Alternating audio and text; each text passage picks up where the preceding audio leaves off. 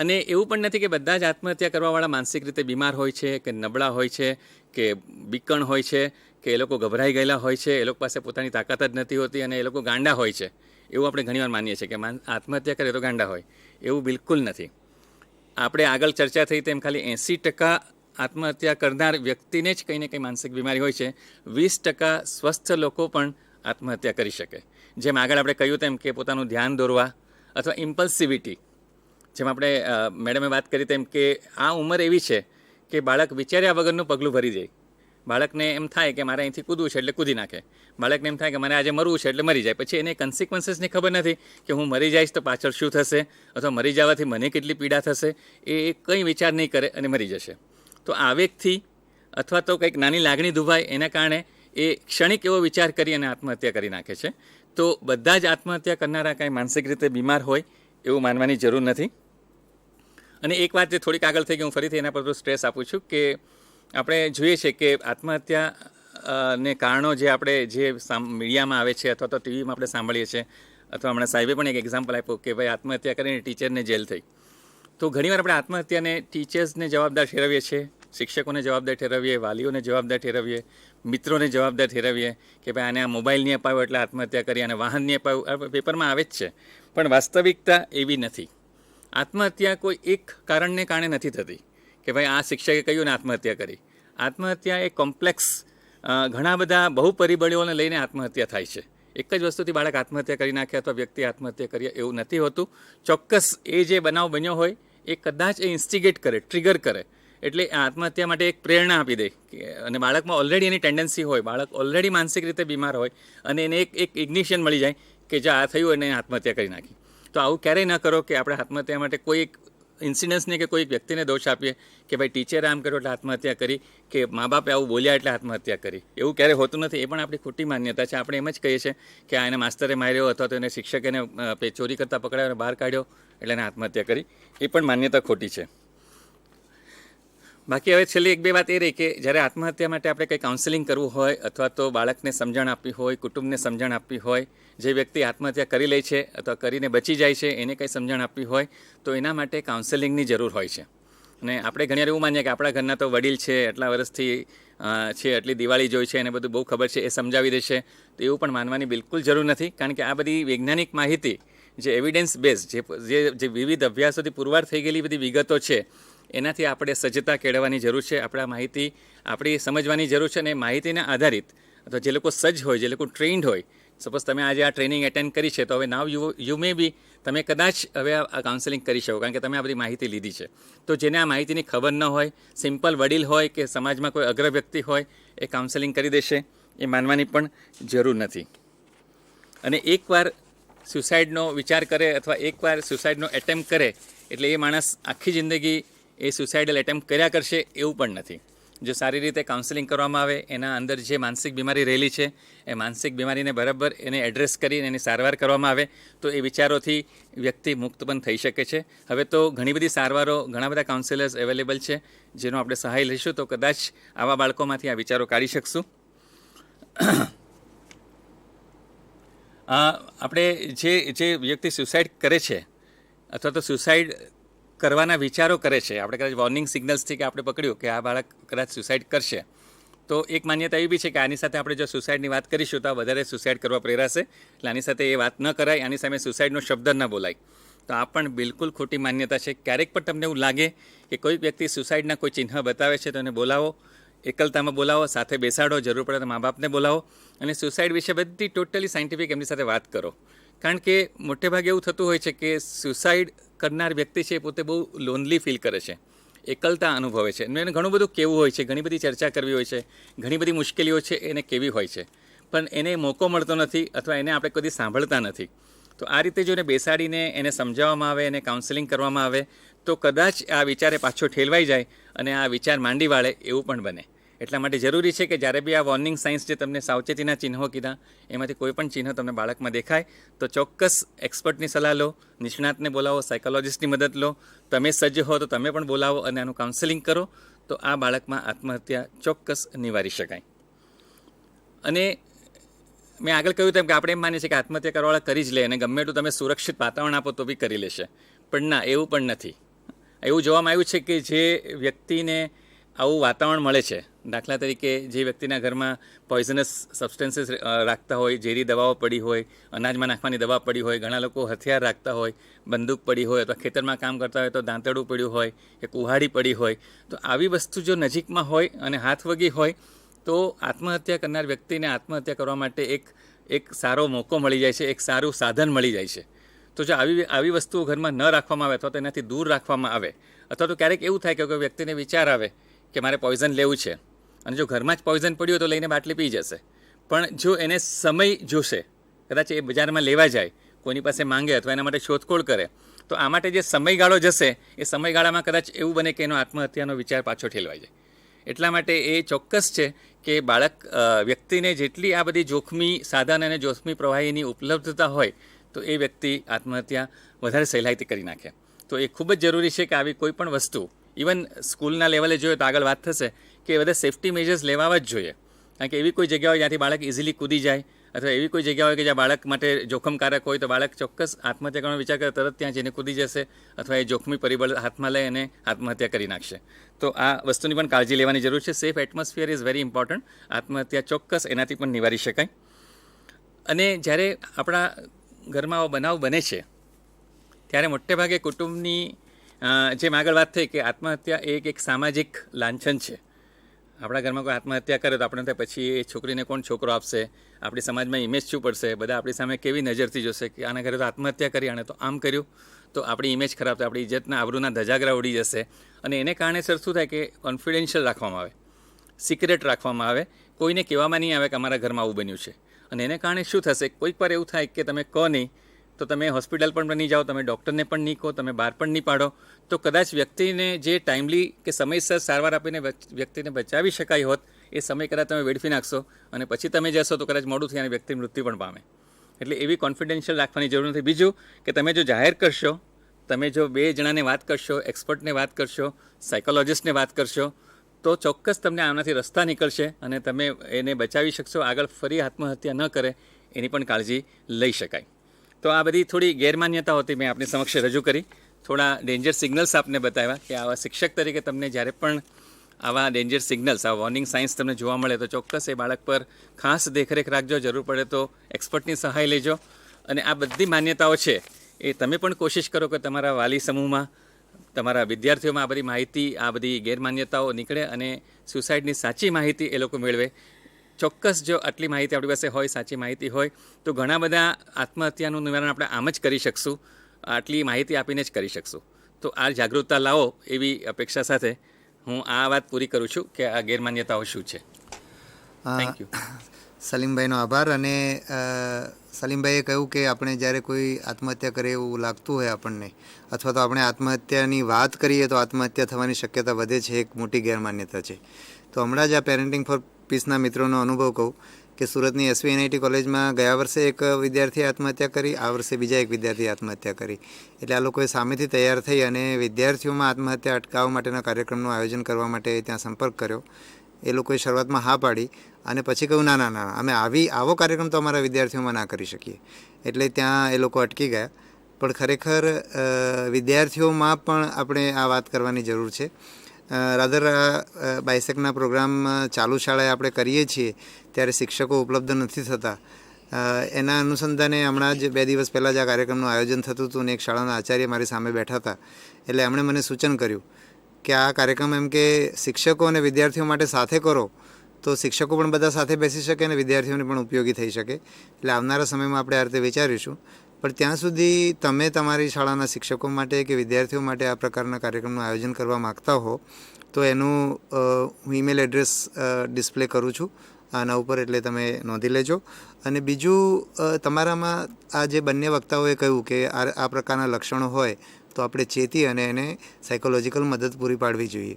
તો મારું તમને સૂચન એ છે કે તમારી આસપાસના કોઈ સાયકિયાટ્રિસ્ટ ડૉક્ટર કે કોઈ સાયકોલોજિસ્ટ, કોઈ કાઉન્સેલર અથવા તો તમારી આજુબાજુમાં આર્ટ્સ કોલેજ કે જ્યાં માનસશાસ્ત્રનો વિષય ભણાવવામાં આવતો હોય ત્યાં પણ માનસશાસ્ત્રના શિક્ષકો ઉપલબ્ધ હોય છે. શાળાઓની અંદર પણ માનસશાસ્ત્ર વિષય ભણાવતા શિક્ષકો ઉપલબ્ધ છે. એને તમે તમારી મદદ માટે એવા લોકોને આઈડેન્ટિફાઈ કરી રાખજો, જેથી આવા જ્યારે પ્રશ્નો થાય ત્યારે તમે એમનો સંપર્ક કરી શકો. એ સિવાય આપણી પાસે આ જે હેલ્પલાઇન છે, મારી તમને ખાસ વિનંતી છે કે આ હેલ્પલાઇનનો નંબર હું ડિસ્પ્લે કરવા જઈ રહ્યો છું, જે 24 કલાક ચાલતી હેલ્પલાઇન છે. માત્ર આત્મહત્યા નિવારણ નહીં, કોઈ પણ માનસિક મદદની જરૂર હોય, આપણે ત્યાં સાયકિયાટ્રિસ્ટ બહુ ઇઝીલી અવેલેબલ હોતા નથી કે સાયકોલોજીસ્ટ અવેલેબલ હોતા નથી. હું તમને કહું છું પણ તમને આઈડેન્ટિફાઈ કરવામાં એમને મુશ્કેલી પડશે. પણ આ હેલ્પલાઇન 24 કલાક સાયકોલોજીસ્ટ અવેલેબલ છે. આપણે સાયકોલોજીસ્ટ, બહુ સારું સાયકોલોજી ભણેલા લોકોને આપણે એમાં એપોઇન્ટ કર્યા છે. એમને નિયમિત આપણે તાલીમ આપીએ છીએ. પ્લસ સતત આ પ્રકારનું કામ કરવાના કારણે એમને આ અનુભવ વધતો જાય છે. આપણે આ હેલ્પલાઇન છેલ્લા 3 વર્ષથી ચલાવીએ છીએ. એટલે મારું આપને સૂચન એ છે કે હેલ્પલાઇનનો નંબર પણ હું ડિસ્પ્લે કરું છું.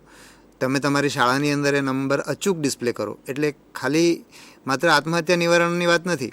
કોઈ વિદ્યાર્થીને ભણવામાં તકલીફ પડતી હોય, વાંચવામાં એકાગ્રતા રહેતી નથી, મા બાપ કંઈ કહે છે ને ગુસ્સો આવી જાય છે, વ્યસન કરવાની ટેવ પડી ગઈ છે, કોઈ વિદ્યાર્થી બાકીનો વિદ્યાર્થી બોલિંગ કરે છે, કોઈ વિદ્યાર્થીનીને ચાઇલ્ડ સેક્સ્યુઅલ એબ્યુઝ થઈ રહ્યો છે અને કોઈને કહી નથી શકતી, તો આ હેલ્પલાઇન એવી હેલ્પલાઇન છે કે જેમાં અમે વ્યક્તિની ઓળખ જાહેર નથી કરતા. એટલે મારી આપને ખાસ વિનંતી છે કે આ નંબર તમારી શાળામાં ડિસ્પ્લે કરો. અને બીજું એ કે તમને મદદની જરૂર હોય, મેં કહ્યું એ પ્રમાણે તમે કોઈ સાયકોલોજીસ્ટ કે સાયકેટ્રિકને આઈડેન્ટિફાઈ નથી કરી શક્યા, તો આ હેલ્પલાઇન તમને પણ ઉપયોગી થશે કે મારી શાળામાં એક વિદ્યાર્થીને આવી તકલીફ છે તો અમે શું કરીએ, તો એનો જવાબ પણ તમને મળશે. તો આ હેલ્પલાઇનના નંબર હું ડિસ્પ્લે કરવા જઈ રહ્યો છું, એનો તમે અચૂક ઉપયોગ કરો. અને તમારે ત્યાં તાલીમ યોજવા માટે આપણે દરેક જિલ્લાની અંદર ટ્રેનરો ઉપલબ્ધ કર્યા છે. રાજ્ય સરકારની સુરક્ષા સેતુ યોજના હેઠળ આપણે ગયા વર્ષે 10 ફેબ્રુઆરીએ એક તાલીમ કાર્યક્રમ કરેલો, જેમાં મેડિકલ કોલેજના સાયકિયાટ્રિસ્ટ, ગવર્મેન્ટ આર્ટ્સ કોલેજના સાયકોલોજીસ્ટ અને કેટલાક સોશિયલ વર્કર, એમ કરીને 154 જણને આપણે તાલીમ આપી છે. અને આ લોકો દરેક જિલ્લાની અંદર ઉપલબ્ધ છે. એટલે તમે, હું ઈમેલ એડ્રેસ ડિસ્પ્લે કરું છું, એ ઈમેલ એડ્રેસ પર ઈમેલ કરશો તો અમે એમનો સંપર્ક કરીને તમારો સંપર્ક કરાવીશું. ધન્યવાદ. અને હવે હું ડૉક્ટર કમલેશ પારેખ, એ પોતે પણ સાયકિયાટ્રિસ્ટ છે અને આ વિષયને બહુ સારી રીતે વર્ષોથી હેન્ડલ કરતા આવ્યા છે, એમને હું આગળની વાત કરવા માટે વિનંતી કરું છું. નમસ્કાર શિક્ષક મિત્રો. એક ચાઇનીઝ કહેવત છે કે દરેક વ્યક્તિ જીવનમાં 3 વખત ડિપ્રેશનનો એટલે કે હતાશાનો ભોગ બને છે. હવે ચાઇનીઝ વાત અત્યારના સંજોગોમાં તમે ન પણ સ્વીકારો, પણ એટલીસ્ટ એટલું તો મોટાભાગના આપણે અનુભવતા હશું કે જીવનમાં સંઘર્ષના ઘણા પ્રસંગો આવે છે.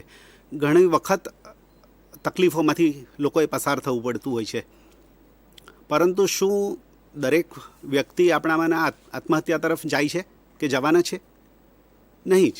તો એવા કયા ફેક્ટર્સ છે, એવા ઘણા પરિબળો છે કે જે તકલીફો હોવા છતાં, પ્રોબ્લેમ્સ જે તૃપ્તિબેન ને સલીમભાઈએ કીધા તે હોવા છતાં એ વ્યક્તિને, એ બાળકને, એ તરુણને આત્મહત્યા તરફ નથી લઈ જતો.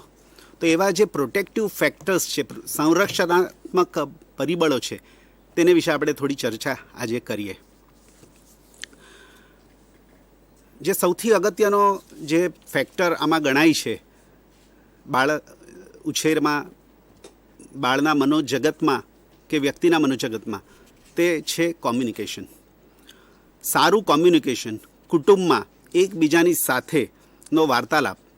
જો તરુણો પોતાની જાતને ઇઝીલી ઘરમાં કે સ્કૂલમાં જો પોતાની જાતને વ્યક્ત કરી શકતો હોય, જો તેને સાંભળવામાં આવતો હોય, જો કુટુંબમાં એકમેક પ્રત્યે લગાવ હોય, એક હૂંફ હોય, અને સ્વાભાવિકપણે આવા બાળક સહેલાઈથી આપઘાતના માર્ગે નથી વળતા. બીજું જોવા મળ્યું છે કે જે બાળ ઉછેર થાય છે એની અલગ અલગ પદ્ધતિઓ હોય છે. આપણને ઘણીવાર ખ્યાલ નથી આવતો કે કઈ રીતે બાળકને ઉછેરવામાં આવે છે. ઘણી વખત એકદમ સખ્તાઈપૂર્વક મિલિટરી સ્ટાઇલમાં આમ કરવાનું છે, આપણે ત્યાં આમ જ થાય અને આ રીતે જ જીવવાનું છે, આટલા વાગે આવવાનું છે અને આ નહીં કરે તો નહીં ચાલે. આ જે મિલિટરી સ્ટાઇલ્સ, સરમુખત્યારશાહી જે પદ્ધતિ છે, તેમાં અથવા તો બહુ જ લિનિયન્ટ, બહુ જ લાડ કોડ પર ચડાવી દીધેલા બાળક હોય તેમાં, અથવા તો ટોટલ નિગ્લેક્ટ, કેરફ્રી, કેરલેસ, કંઈ પડેલી નથી, બાળક શેમાં ભણે છે એ ખબર નથી વાલીઓને. તો આવી જે પદ્ધતિઓથી ઉછેર થાય છે તેમાં પ્રોબ્લેમ થવાના શક્યતા વધારે છે. પરંતુ જો બાળકને પ્રેમ અને આગ્રહભરી શૈલીથી, જેને ઓથોરિટેટિવ પેરેન્ટિંગ સ્ટાઇલ કહેવામાં આવે છે, કે માવજતભરી પણ મક્કમ શૈલીથી જો ઉછેરવામાં આવે તો આ બાળક સહેલાઈથી આપઘાત કરવા તરફ નથી વળતા, ચાહે દુનિયાભરની મુશ્કેલીઓનો સામનો કેમ ન કરવો પડે. બાળકની આસપાસ, ઘર કે શાળામાં સ્થૂળ કે સૂક્ષ્મ હિંસા જ્યાં નથી થતી હોતી, એને ઇમોશનલ અત્યાચાર એના પર નથી થતા હોતા, ખાસ કરીને બચપનના જે ફોર્મેટિવ યર્સ કહેવાય ત્યારે, તો એ બાળક આત્મવિશ્વાસથી છલોછલ ભરેલો હોય છે. એને દુનિયાભરના પ્રોબ્લેમ્સ એની ડોલમાં કાણા પાડી શકતા નથી. બીજી અગત્યની વાત છે કે વ્યક્તિ, તરુણ, બાળકોમાં અમુક જીવન કૌશલ્યો જે એસેન્શિયલ કહેવાય, કે જે જીવવાનું એક બળ પૂરું પાડે, એક ભાથું પૂરું પાડે, એવા જો જીવન કૌશલ્યો સાથે જો બાળક જીવતા હોય તો એ બાળકને આ પ્રોબ્લેમ્સ નથી આવતા. તો આપણે ટૂંકમાં એ જીવન કૌશલ્યો, જેને લાઈફ સ્કિલ્સ કહેવી છે, લાઇવલીહુડ સ્કિલ્સ નહીં, જીવન નિર્વાહ કરવાની નહીં, પણ જીવવાની જે રીત છે તેના વિશેના જે પાયાના મૂલ્યો છે તે આપણે જોઈ જઈએ. 10 પાયાના મૂલ્યો ની વાત થતી હોય છે સામાન્ય રીતે, કે રોજબરોજની જિંદગીના પડકારોને ઝીલવા કે સામનો કરવા માટે વ્યક્તિને જે અનુકૂલનશીલતા અને હકારાત્મક વર્તનના કૌશલ્યોની જે જરૂર પડે છે, તેવા વૈચારિક લાગણીશીલતાના કૌશલ્ય તેમજ લોકોની સાથે આદાન પ્રદાન કરવાના સામાજિક કૌશલ્યોની જરૂર પડતી હોય છે. તેમાંના જે 10 સૌથી વધારે અગત્યના છે તે આપણે એનો ઉલ્લેખ કરીએ. પહેલું છે સેલ્ફ અવેરનેસ, એટલે કે સ્વજાગૃતિ, જાતને જોવાની, તપાસવાની, તટસ્થતાથી એનાલિસિસ કરવાની, સ્વોટ એનાલિસિસ કરવાની ક્ષમતા તે બહુ જરૂરી છે. કે પોતે કેટલા પાણીમાં છે એ ખબર પડતી હોય જે બાળકને, તે બહુ મોટા ડગલા પણ ન ભરે અને પોતાની જાતને હીન પણ નહીં ગણશે. બીજું જે છે તે સિમ્પથી, સહાનુભૂતિ અને રાધર એમ્પથી, બીજાના બૂટમાં, બીજાના જોડામાં જે માણસ પોતાની જાતને ઊભો રાખી શકે, to put oneself in others shoes, જે વ્યક્તિ આ કરી શકે તે સામેના પક્ષે શું ચાલી રહ્યું છે, એના મનમાં શું ચાલી રહ્યું છે એનો સ્વીકાર કરી શકે અને એને ઇઝીલી એક્સેપ્ટ કરી શકે. આવા જે બાળકો છે, આવી વ્યક્તિઓ છે, તે બહુ મમત પર નહીં ચડે, એ લોકો પોતાની જાતને પણ બીજાની સાથે બહુ જલ્દી મિક્સ કરી શકશે. ત્રીજું જે ક્રિટિકલ થિંકિંગ, ગહન વિચારશીલતા, ઓબ્જેક્ટિવ થિંકિંગ અને તટસ્થતાથી વિચારવાની ક્ષમતા, ફરીથી તે પણ બહુ જરૂરી છે. માત્ર ક્રિટિકલ થિંકિંગ નહીં, પણ ક્રિએટિવ થિંકિંગ, કે નવા વિચાર, અલગ રીતે જોવાની રીત, ઓરિજિનાલિટી તથા ઇમેજિનેશનથી જે આખી દુનિયા રચી શકે પોતાના મનમાં, તે બાળક અલગ અલગ પ્રકારે જે પરિસ્થિતિમાં છે તે પરિસ્થિતિમાંથી બહાર આવવાની કોશિશો કરી શકશે. આ ઉપરાંત નિર્ણયાત્મકતા, ડિસિશન પાવર, જસ્ટ ફંબલ થાય, કોઈ જાતની શું કહેવાય, કોઈ પણ જાતના માથે જવાબદારી ન લેવાની જે તૈયારી છે એના બદલ લેવાની તૈયારી, જવાબદારી, અને એને કારણે આવતી નિર્ણયાત્મકતા જે બાળકમાં વધારે છે તે બાળકનું જીવન કૌશલ્ય બહુ સારું કહેવાય. પ્રોબ્લેમ સોલ્વિંગ, સમસ્યા ઉકેલવાની સ્કિલ, કોઈ પણ પરિસ્થિતિમાં કેવી રીતે માર્ગ કાઢવો, કંઈક ને કંઈક, જેમ પથ્થરની નીચેથી જો કોઈ છોડ નીચેથી ઉગે તો એ બીજમાંથી ગમે ત્યાંથી માર્ગ કાઢીને પીપળો પણ બની શકશે. પણ એ જો ક્ષમતા ના હોય તો લોકોએ આપણા પર પથ્થર મૂક્યો છે, આપણે દબાઈ જવાનું છે. આ પેલામાંથી માનસિકતામાંથી બહાર નહીં આવી અને વધારે ડિપ્રેશનનો ભોગ આ બાળકો બની શકે. આંતરવૈયક્તિક સંબંધ, ઇન્ટરપર્સનલ રિલેશનશિપ, જે જાળવવાની, એકબીજાની સાથે જાળવવાની જે સમજ છે તેનાથી એ પોતાની જાતને શેર કરી શકશે. પોતાની જાતના દુઃખ દર્દો એ વ્યક્ત કરી શકશે અને એને કારણે મૂંઝાયેલો હારેલો નહીં રહે. કોઈ પણ ખરાબ પરિસ્થિતિ કે જે બધાના જીવનમાં આવતી જ હોય છે ક્યારેક ને ક્યારેક, તેમાંથી પણ એ ઇઝીલી બહાર આવી શકશે. કોમ્યુનિકેટ કરવાની ક્ષમતા, કોમ્યુનિકેશન વિશે આપણે આગળ કીધું કે એ પોતાની જાતને વ્યક્ત કરી શકે, એકબીજાની સાથે એક આદાન પ્રદાન સંચાર કરી શકે, તેવા બાળકોને પ્રોબ્લેમ્સ નથી. અને લાસ્ટ, કોપિંગ વિથ સ્ટ્રેસ અને કોપિંગ વિથ ઇમોશન્સ, તાણ હેન્ડલ કરવાની, સ્ટ્રેસ હેન્ડલ કરવાની ક્ષમતા. મેક્સિમમ કામ પણ તમે કરી શકો, યુ સ્ટ્રેસ કહેવાય, ડિસ્ટ્રેસ નહીં. તો મેક્સિમમ તમે કામ કરી શકો અને પોતાના લાગણીના આવેશમાં તણાઈ ન જાય અને સ્વસ્થતાથી વિચારવાની જે ક્ષમતા. આ જે 10 કૌશલ્યો છે તે સ્વયંભૂ પણ હોય છે અને ઘણા ડેવલપ થતા હોય છે. સ્વયંભૂ જીનેટિકલી આવતા હોય છે મા બાપ અને ફેમિલીમાંથી, અથવા તો રોલ મોડેલ, આસપાસના રોલ મોડેલમાંથી, સારા ટીચર્સ, સારા વડીલો કે જે આસપાસ છે, મા બાપ કે એલ્ડરલી જે ભાઈ બહેનો છે, તેમાંથી બાળક શીખતા હોય છે. અને ખાસ એવા જો કોર્સ કરિક્યુલમ કે જે CBSE બોર્ડ વગેરેમાં હોય છે અને ફોરેનની ઘણી બધી શાળાઓમાં આ લાઈફ સ્કિલ્સ શીખવાડાતી હોય છે, એનો જો ચુસ્તપણે જો અમલ કરવામાં આવે તો આ લાઈફ સ્કિલનું સ્તર વધારી શકાય છે અને એને કારણે સુસાઇડ સામે પ્રિવેન્શન આપણે કરી શકીએ છીએ. આ કેવી રીતે સ્તર વધારવું એ મારી નેક્સ્ટ ટોકમાં આપણે વાત કરીશું. હવે ત્યાર પછીનું જે આપણે કહ્યું કે કોમ્યુનિકેશન, ઘરનું વાતાવરણ, લાઈફ સ્કિલ, આ પછીનું જે અગત્યની વાત છે તે શાળાનું અને શિક્ષકો તરફથી બાળકને મળતું વાતાવરણ. જ્યાં શાળામાં બાળકને પોતિકાપણું લાગે છે, પોતાનું લાગે છે, એને દૂરનું નથી લાગતું, પોતે એકદમ વિછડાઈ ગયેલો છે અને કોઈ કેર નથી કરતો એવી ફિલિંગ નથી આવતી. ઘણા બધા બાળકોને અથવા તો મોટાભાગના બાળકોને આ અનુભવ થાય છે. તેવી જે શાળાઓમાં, તેવા જે શિક્ષકો વચ્ચે જે રહે છે, તે બાળકને આ એક બહુ જ અગત્યનું પરિબળ છે કે જે સ્યુસાઇડ તરફ જતા રોકે છે. શિક્ષકો તરફથી મદદ, હૂંફ, ઘણા બધા શિક્ષકો, જેમ તૃપ્તિબેને કહ્યું કે આ તમે છો, શિક્ષક છે કે જેને મદદથી બાળક દુનિયામાં કંઈ પણ સર્જન કરી શકે છે અને આગળ વધી શકે છે. તો એ જે હૂંફ, પૂર્વગ્રહ મુક્ત વાતાવરણ, અસહ્ય સ્પર્ધાત્મકતા કે દેખાદેખી કે સતત તાણ વગરનું વાતાવરણ, સલામતી જ્યાં છે, શાળામાં રેગિંગ કે બુલિંગ, પજવણી, જે હસમુખભાઈ સરે કહ્યું તે પજવણી નથી થતી હોતી, સાયબર બુલિંગ નથી થતું હતું, તો તેવી જગ્યાએ અને કેરિયર માટે પુષ્કળ દબાણ નથી થતું હતું, બાળકને સમજવામાં આવે છે, જ્યાં ન માત્ર ટીચર્સ, ન માત્ર સ્કૂલ, પરંતુ પેરેન્ટ્સ તરફથી પણ. તો આવા બાળક અભ્યાસમાં હંમેશા સારો દેખાવ કરી શકે છે, પ્રોવાઇડેડ કે એમને આગળ કીધા તે લર્નિંગ ડિસેબિલિટી કે એવું ન હોય. શાળામાં પોતિકાપણું કેવી રીતે લાગી શકે? અંદરથી એવા જો તત્વો ના હોય તો શાળા કંઈક કરી શકે કે જેને કારણે પોતિકાપણું વધે? એવો આપને કદાચ પ્રશ્ન થશે.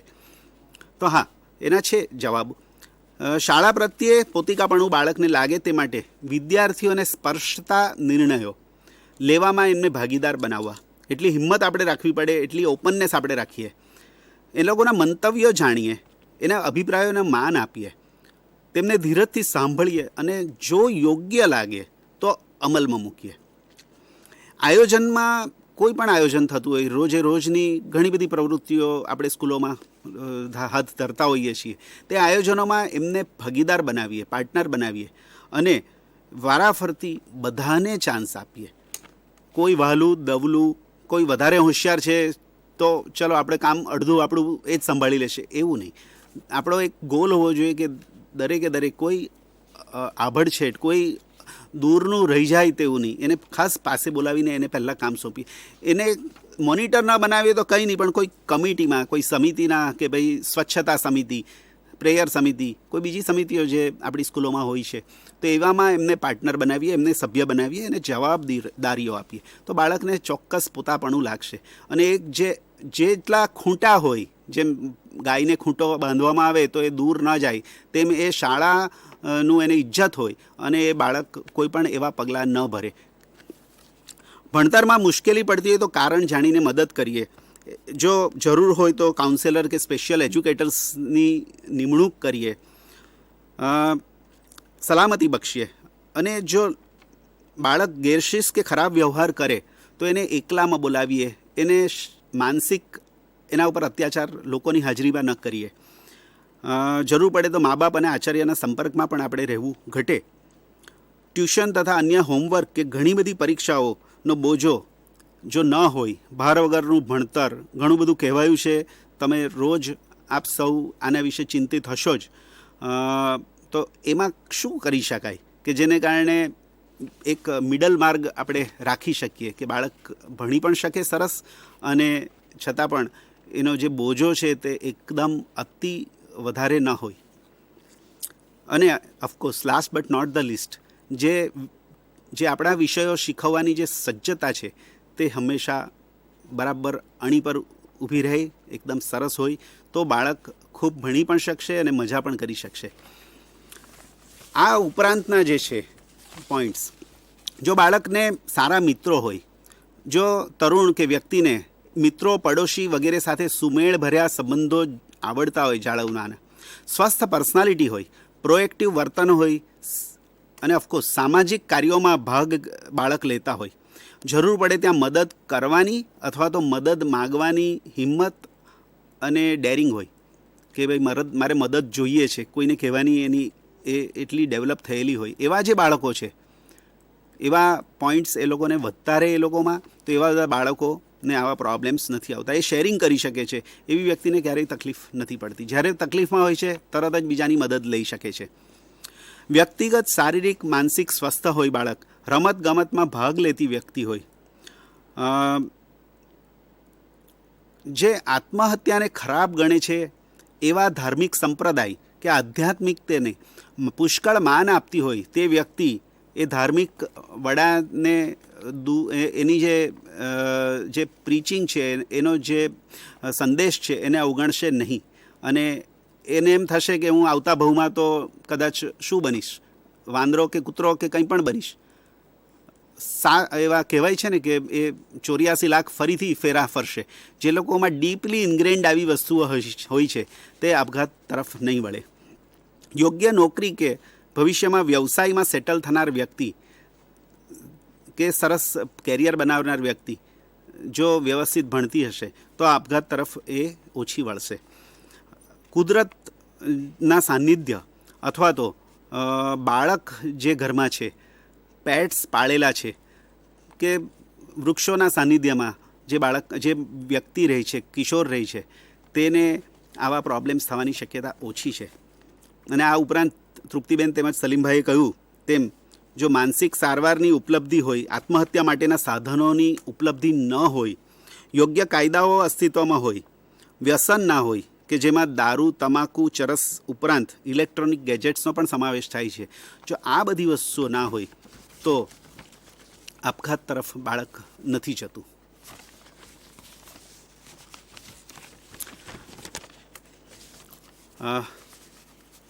હવે આપણે આગળ વધીએ.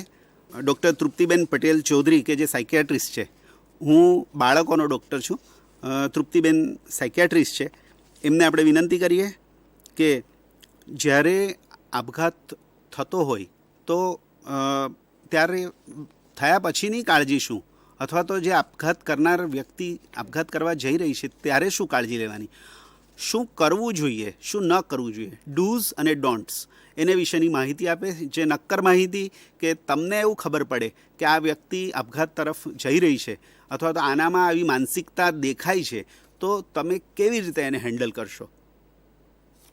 તૃપ્તિબેન. મને મરવાનો વિચાર આવે છે, મને જીવવું નથી, બહુ જ નિરાશ છું. આવા વાક્યો તમે કોઈ દિવસ કોઈના મોઢેથી સાંભળ્યા નહીં હશે, પણ the probability is very high now. દરેક ઘરમાં એક ઉદાસ વ્યક્તિ છે હવે, કેમ કે 4માંથી 1 વ્યક્તિને ડિપ્રેશન ક્યારેક ને ક્યારેક થવાનું છે, આવું સ્ટેટિસ્ટિક્સ કહે છે. ડિપ્રેશનમાં ઓલમોસ્ટ વન ઓફ ધ લક્ષણ છે સુસાઇડ. તો આવું ઇમેજિન કરો કે તમારા ક્લાસમાંનું કોઈ છોકરો કે તમારું કોઈ અંગત રિલેટિવ કે દોસ્તાર કે તમારી ઘરની કોઈ વ્યક્તિ તમને કોઈ દિવસ આવીને એમ કહે કે ટીચર મને મરવાનું વિચાર આવે છે, તો તમે શું કરશો? શું કહેશો એને? તમે તૈયાર છો આ સિચ્યુએશન માટે? મોસ્ટલી મને એવું લાગે કંઈક આવા આપણા રિએક્શન્સ હોય. શોક, ગાંડો થઈ ગયો છે, આ શું કહી રહ્યો છે તું? ગુસ્સો, કંઈ પીધેલું વગેરે છે કે આવી કેમ વાત કરે છે તું? નહીં તો આપણે જે કાયમ આવડતું હોય લેક્ચર. ના, આવું ના બોલાય. બી પોઝિટિવ, બી સ્ટ્રોંગ, મર્દ બન મર્દ, લડ જિંદગી સે. આવા કઈ શબ્દો. ઘણીવાર અમને જજ કરીએ એવા વ્યક્તિને. ડરપોક છે તું યાર. આવી વાતો તો ડરપોક જ કરે કે આપણે કહીએ કે સ્વાર્થી છે તું, પોતાનું જ ખાલી વિચાર કરે છે. એડવાઇસ બહુ જ સિમ્પલ, ફ્રી. એમ કર, 2 પેગ મારી લે, બધું સારું થઈ જશે.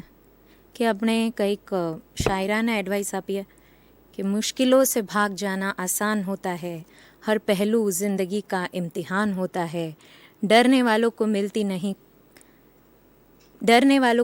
नहीं कुछ ज़िंदगी में, लड़ने वालों के कदमों में जहान होता है.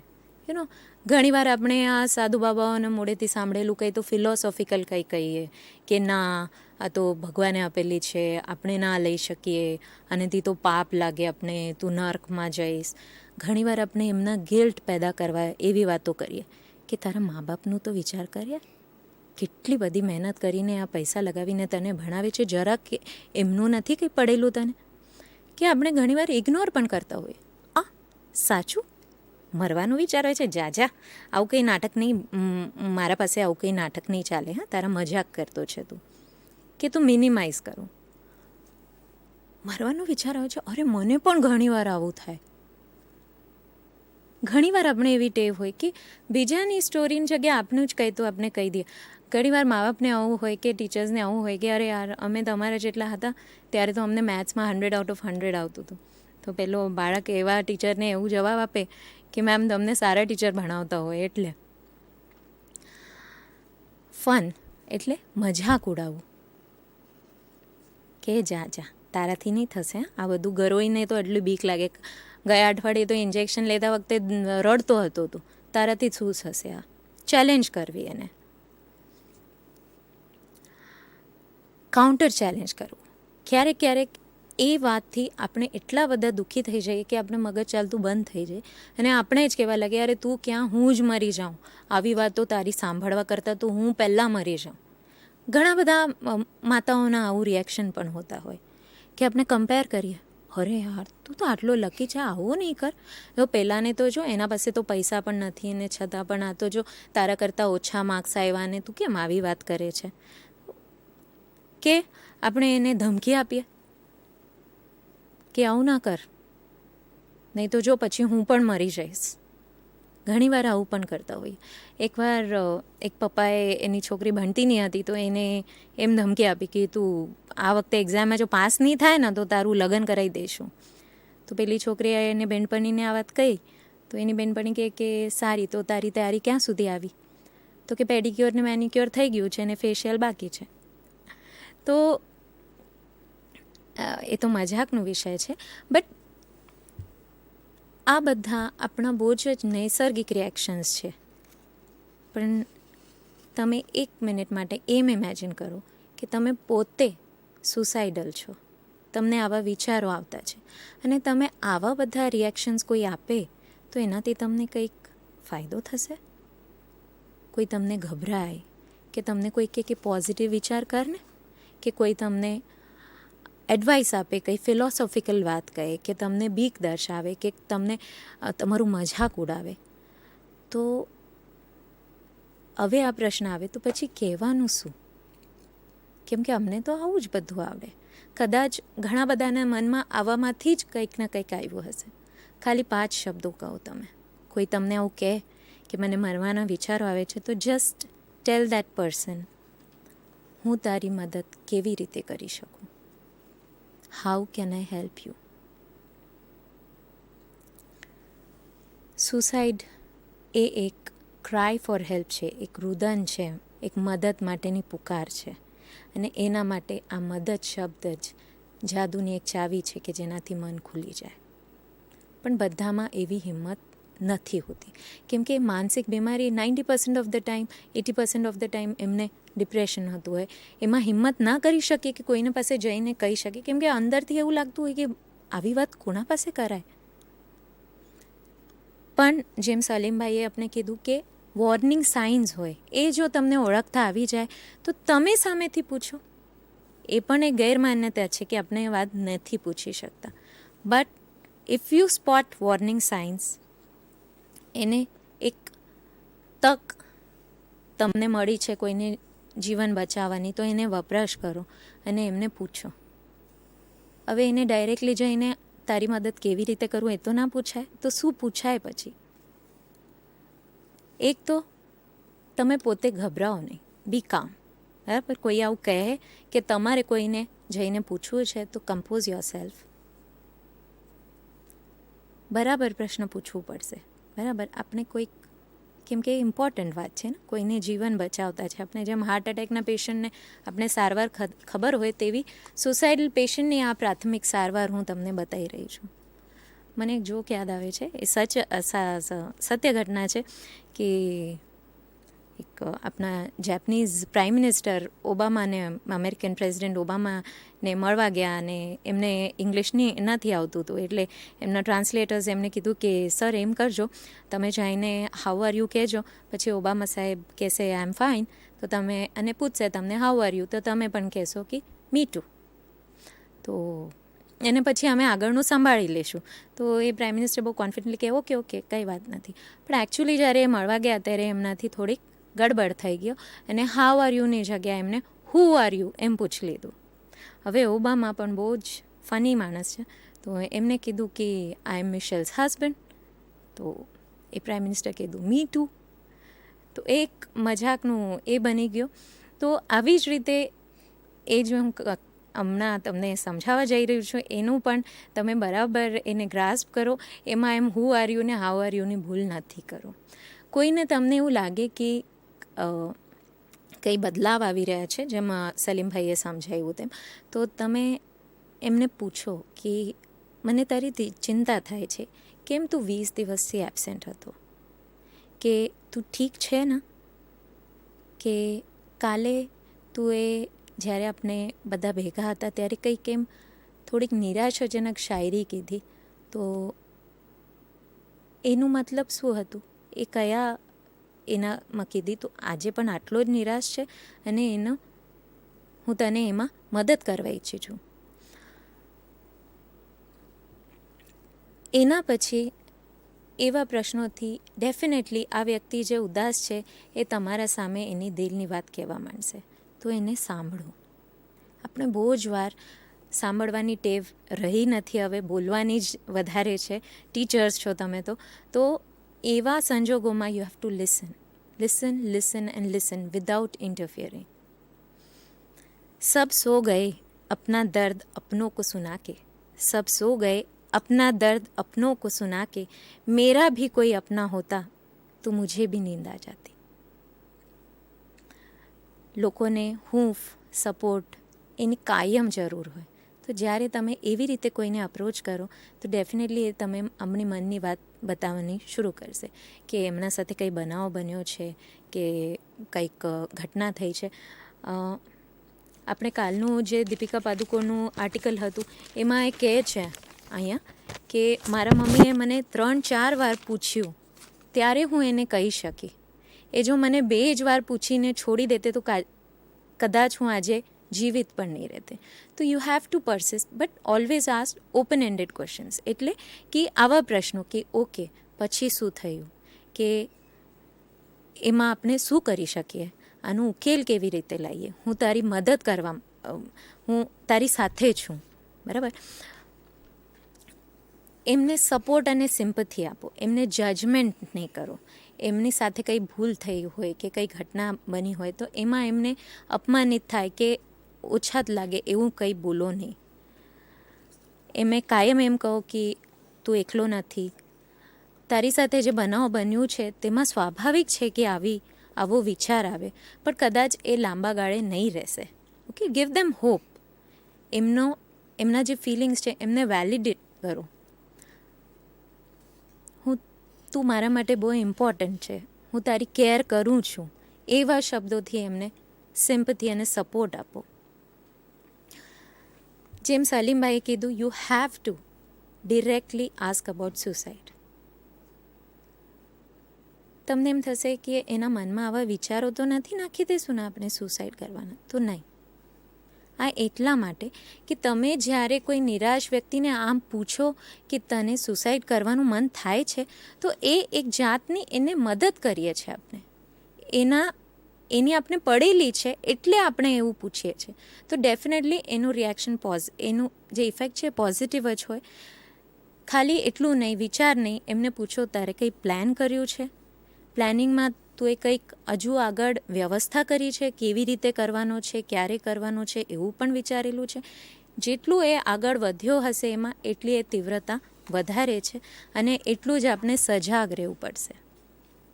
ઘણીવાર આવા લોકો અચકાય અને કહે કે હું તને કહું છું મારી સાથે શું થયું, પણ એ સિક્રેટ રાખજે.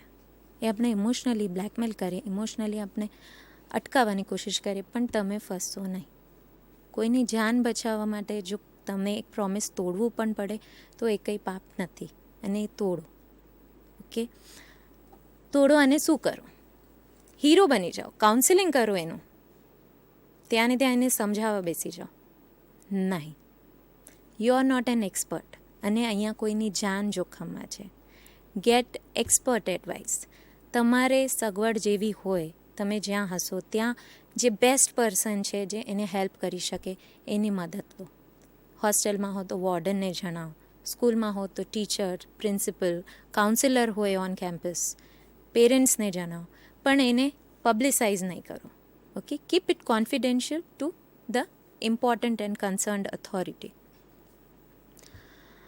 Stay with the patient. તમને એવું લાગે હા હવે સારું, હવે એને બધું કહી દીધું, ઘણું બધું રડી લીધું છે, હવે હું જરાક આવું છું પીપી કરીને. નો નો નો, સ્ટે વિથ ધ પેશન્ટ. તમારા હાથમાં એટલું જ કરવું બહુ જરૂરી છે. બસ પેશન્ટ સાથે રહો, એની સેફટીની કાળજી લો જ્યાં સુધી એક્સપર્ટની મદદ ના મળે. કોઈ સાયકેટ્રિસ્ટ કે કોઈ કાઉન્સિલર કે કોઈ બી mental health professional, social worker, જે પણ તમારે ત્યાં અવેલેબલ હોય એ. જેમ સલીમભાઈએ કીધું કે જો કેવી રીતે સુસાઇડ કરાય એની જો સગવડ આજુબાજુમાં હોય તો પણ સુસાઇડના ચાન્સીસ વધે છે. ઓકે, જેમ મારા સ્ટોરીમાં જાનવીને બાથરૂમમાં ફિનાઇલ મળી ગયું તો તરત જ એને પી લીધું. જો એ નહીં રહેતે તો એ શું કરતે? દુપટ્ટો, બ્લેડ, ચાકુ એ બધું તમે જપ્ત કરો, એ રિમૂવ કરો, એનું વાતાવરણ સેફ બનાવો.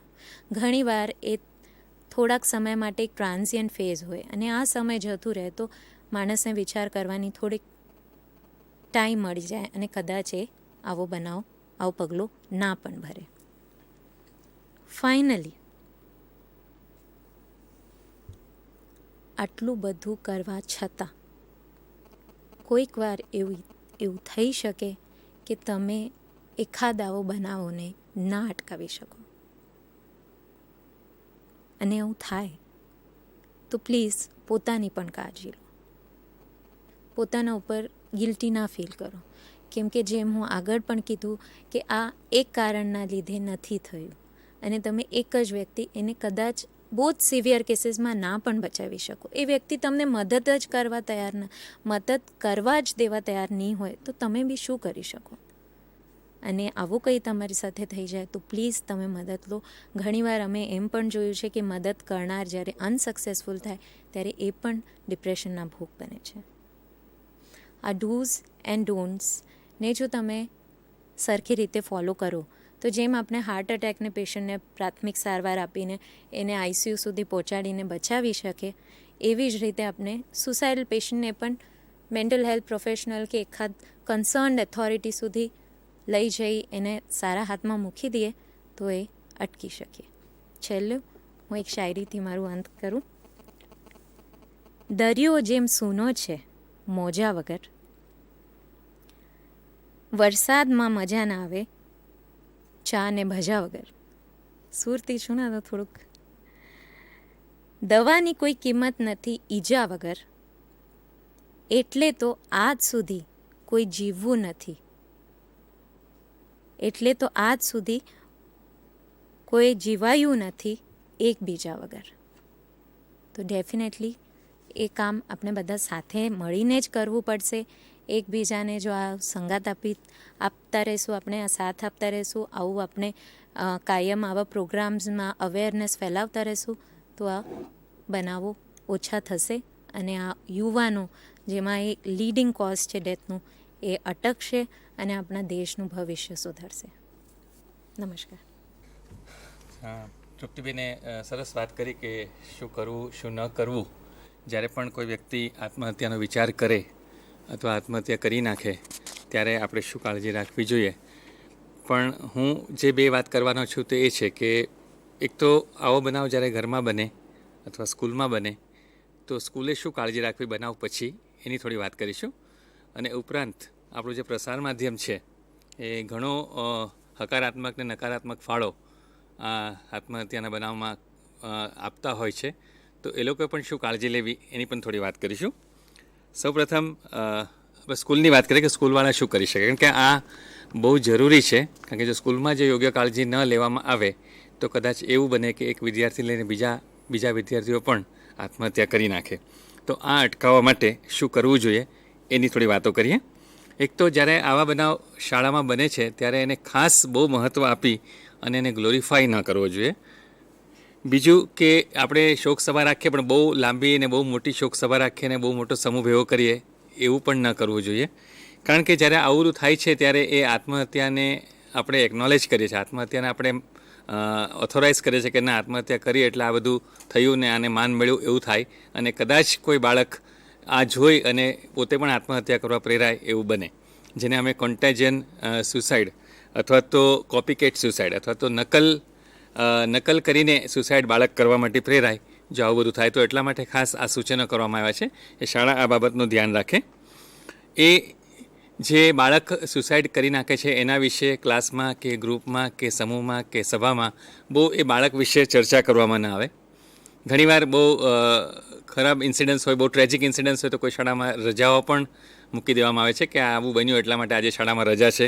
એવું પણ વૈજ્ઞાનિક ધોરણે બિલકુલ મના કરવામાં આવે છે કે આવી કોઈ રજા કે એવું જાહેર ન કરવું. હા, બહુ જ એવું કંઈ ઇન્સિડન્સ બન્યો હોય ને અડચણ આવતી હોય તો તમે 1-2 દિવસ પરીક્ષા પોસ્ટપોન કરો તો અલગ વાત છે. બાકી તમારું રૂટીન કરિક્યુલમ, રૂટીન સ્કૂલનું કામ છે એ રાબેતા મુજબ ચલાવવું. એનો જો બહુ ઇમ્પેક્ટ તમે આપવા જશો તો એ કદાચ બીજા છોકરા માટે પ્રેરણા બની જશે કે ચાલો હું પણ સુસાઇડ કરું તો મારી પાછળ પણ આવું બધું થાય.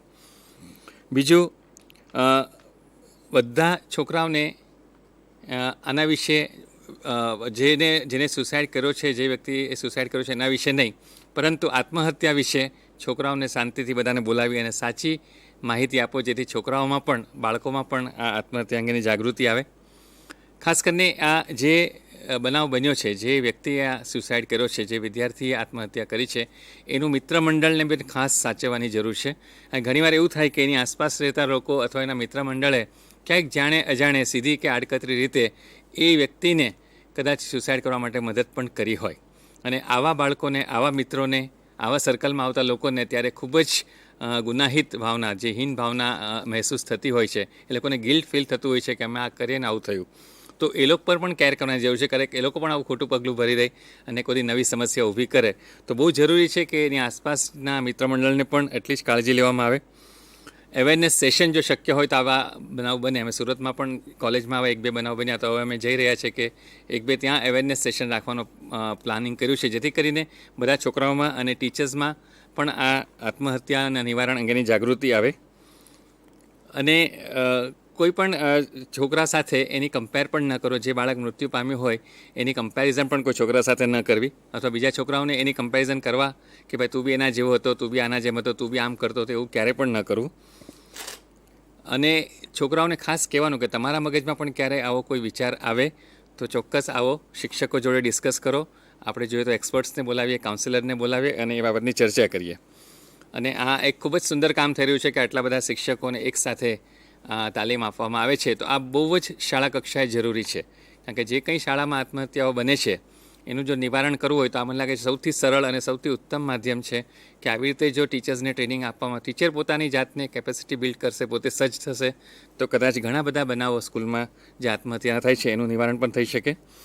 અને જ્યારે તમે મીડિયાને માહિતી આપો છો તો ખાસ ધ્યાન રાખો કે એક તો પોલીસની પરમિશન હોય પછી જ માહિતી આપો. ભલે તમને જે કંઈ માહિતી તમારી પાસે હોય, સાચી હોય કે તમે સાંભળેલી હોય, પણ પોલીસનું સામે તમારું નિવેદન આવી જાય અને પોલીસ પરમિશન આપે તો જ માહિતી આપો. અને ઘણીવાર આ બનાવને કોઈ બીજી દિશામાં બનાવ જઈ શકે અને તકલીફ ઊભી થઈ શકે. અને બહુ જ ટૂંકી અને ટચ માહિતી આપો. બહુ બાળક વિશે, બાળકના કુટુંબ વિશે અથવા કઈ રીતે બાળકે આત્મહત્યા કરી એના વિશે બહુ માહિતી આપવાની જરૂર નથી. ફક્ત બનાવની જ માહિતી પોલીસની પરમિશનથી આપો. તો આ થોડી બાબત છે કે જ્યારે શાળામાં આવું થાય, આત્મહત્યાના ઇન્સિડન્ટ્સ બને અથવા બનાવ બને ત્યારે આ રીતે એટલી કાળજી એટલી શાળા કક્ષાએ લેવી જોઈએ. ટૂંકમાં એને બહુ ગ્લોરીફાય કરવામાં ના આવે, કારણ કે એનાથી કદાચ બીજું બાળક પ્રેરાય અને સુસાઇડ કરે. અને એવું પણ બતાવવામાં ના આવે કે બાળકને આ તકલીફ હતી, બાળક મુશ્કેલીમાં હતો એટલે સુસાઇડ કર્યું. બાળકોમાં એવો સંદેશો પણ નહીં જવો જોઈએ કે ભાઈ આ સુસાઇડ છે, આનો એક ઉપાય હતો, સુસાઇડથી આને મુક્તિ મળી. તો સુસાઇડ એક સાધન છે, એક ઓપ્શન છે દુઃખ દૂર કરવાનું, એવો પણ મેસેજ છોકરાઓમાં ન જાય એની ખાસ કાળજી શાળાએ લેવી પડશે. શાળા અને શિક્ષકોએ ખાસ આનું ધ્યાન રાખવું પડશે. બીજી વાત જે મારે મહત્ત્વની કરવાની એ છે કે પ્રસાર માધ્યમની વાત છે. કારણ કે એવું વિશ્વ આરોગ્ય સંસ્થાએ પણ તારવ્યું છે કે આપણી જે બિલીફ સિસ્ટમ છે, આપણી જે માન્યતા છે અથવા આપણા જે વિચારો છે એ મોટાભાગના બિલીફ્સ, એ મોટાભાગના વિચારોને આપણે એની માહિતી છે આપણને આ ન્યૂઝપેપરમાંથી મળે છે. એનાથી આપણે વિચારો બંધાય છે.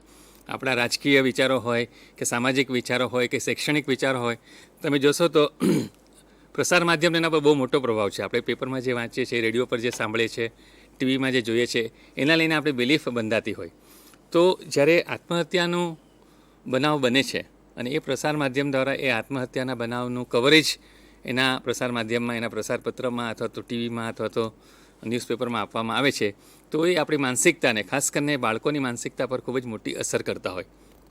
એટલા માટે બહુ જરૂરી છે કે બહુ જવાબદારીપૂર્વક આવી ઘટનાઓનું રિપોર્ટિંગ પ્રસાર માધ્યમવાળા કરે. એના માટે થોડી ગાઈડલાઇન છે એ હું થોડી અત્યારે આપણી સાથે શેર કરું છું.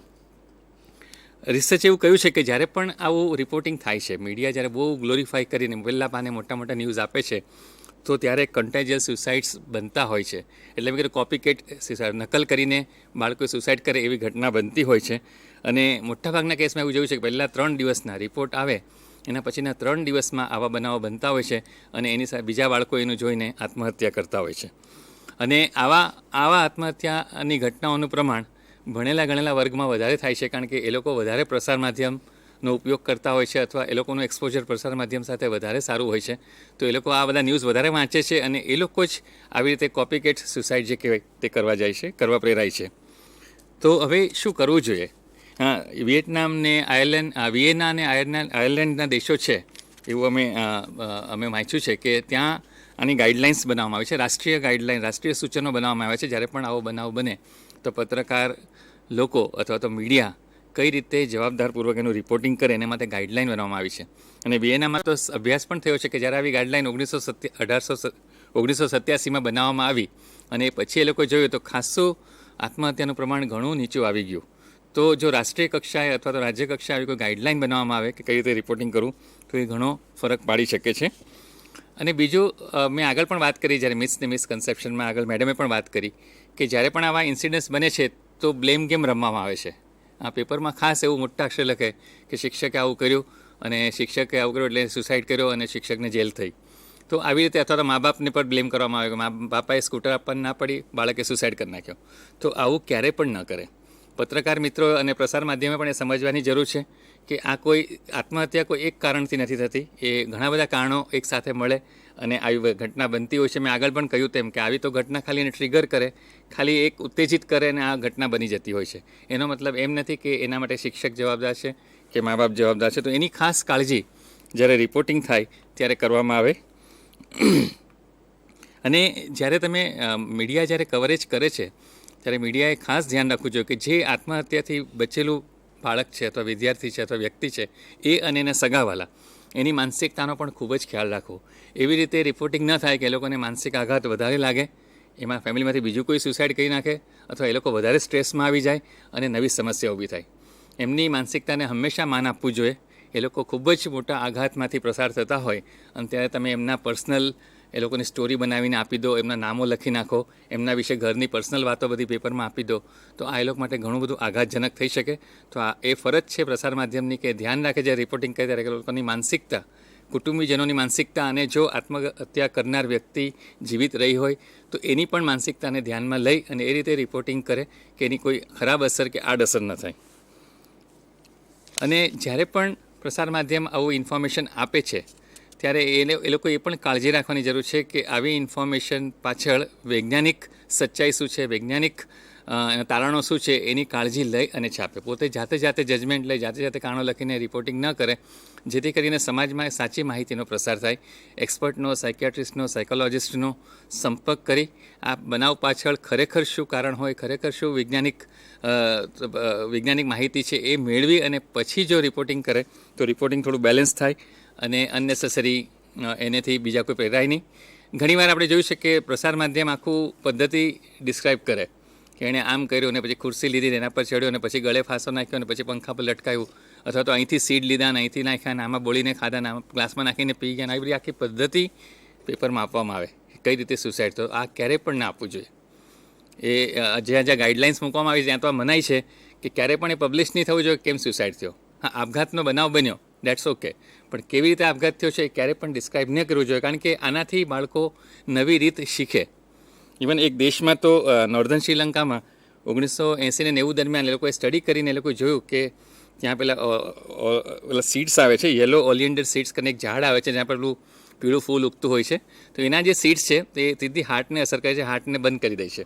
તો એ જ્યારે પોઈઝન જ્યારે પેપરમાં નહીં આવ્યું ત્યાં સુધી બહુ પ્રચલિત જ નહોતું, પણ એકવાર જ્યારે પેપરમાં આવ્યું તો બીજા વર્ષોમાં, એના પછીના વર્ષોમાં આના અનેક ઘણા બનાવો વધી ગયા.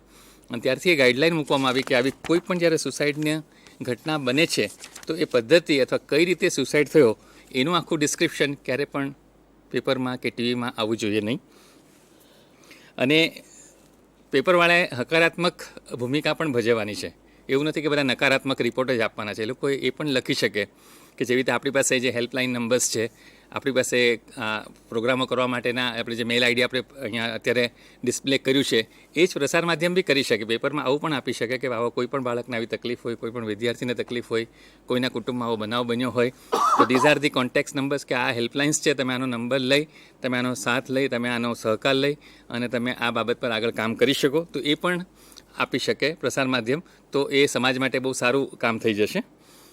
કોઈ જાતના ફોટોગ્રાફ નહીં આપે. ઘણી આપણે જો કે ડેથ થયું હોય તો મૃતકનો ફોટો મોટા પાના પર, પહેલાં પાના પર આપવામાં આવે, એ પણ એ પ્રતિબંધ હોવો જોઈએ. એવા કોઈ ફોટોગ્રાફ્સ જે આત્મહત્યા પામે છે કે એના કુટુંબીજનોના ફોટોગ્રાફ્સ કે એમના ઇન્ટરવ્યૂ પણ બને ત્યાં સુધી પેપર્સમાં નહીં છપાવવા જોઈએ.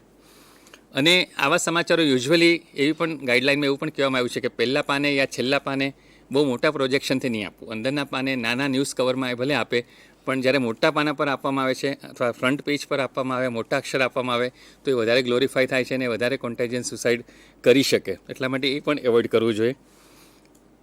અને મેં કીધું, આગળ બી કીધું તેમ કે જે કોન્ફિડેન્શિયલ ડિટેલ્સ હોય, જે સિક્રેટ માહિતી અથવા તો પોતાની પર્સનલ માહિતી ફેમિલીઝની હોય, એ ક્યારેય પણ ડિસ્ક્લોઝ નહીં થાય. કોઈ લગ્ન સંબંધનું હોય કે લગ્નેતરના બીજા સંબંધોનું હોય અથવા કોઈનું કોઈ એફેર હોય એના વિશે છે અથવા ઘરના કંઈ ઝઘડા વિશે છે, એ કોઈ માહિતી મીડિયામાં નહીં આવી જોઈએ. અને એ લોકોએ શબ્દ પર, લેંગ્વેજ પર પણ ડિસિપ્લિન રાખવું જોઈએ.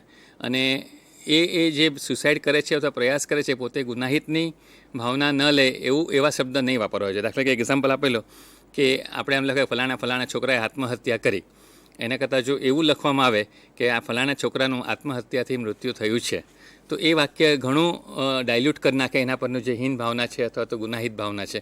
તો આ એક દાખલો છે કે જ્યારે બી આનું લખાણ કરવામાં આવે, એનું ડ્રાફ્ટ બનાવવામાં આવે તો એવી રીતે કરવામાં આવે કે આ કોઈને સૂક્ષ્મ રીતે કોઈ માનસિક હિંસા ફેમિલીને અથવા તો સર્વાઈવર જે સુસાઇડ કરવાથી બચી ગયો હોય માણસ, એને ન થાય એની કાળજી રાખવી ખૂબ જ જરૂરી છે. અને આ રીતે જો આટલી થોડી કાળજી લે તો મીડિયા બહુ જ મોટી ભૂમિકા ભજવી શકે. મેં કીધું તેમ વિશ્વ આરોગ્ય સંસ્થાએ કહ્યું છે કે મીડિયા ધારે તો આખી બિલીફ્સ, આ બધી ગેરમાન્યતાઓ અને આ બધી સાચી માહિતી સમાજમાં પ્રસાર કરવો હોય તો બહુ સારી રીતે, બહુ કન્સ્ટ્રક્ટિવલી અને હકારાત્મક રીતે આ માહિતી સમાજમાં ફેલાવવા આપણને મદદરૂપ થઈ શકે. તો બસ મારે તમને આ જ કહેવું હતું કે મીડિયાની પણ આ ભૂમિકા હોઈ શકે. પ્લસ શાળા અને શિક્ષકે આવા બનાવ બને પછી શું કરવું. આભાર.